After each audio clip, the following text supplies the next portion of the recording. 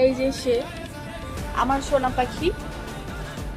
মানুষ একটা 12টা বাজলে ঘুমায়, তার চোখে ঘুম নেই, সে এখন খেলা করছে ভাই বোনদেরকে নিয়ে। এই যে মামা দুষ্টি করছো নাকি মামা? এই যে বৃষ্টি পড়ছে, আজ ওয়েদারটা একদম ভালো না, আর ওর হিসি হিসি হিসি এত বড় মেয়ে হয়ে গেছে তাও এখনো বিছনায় হিসি করে।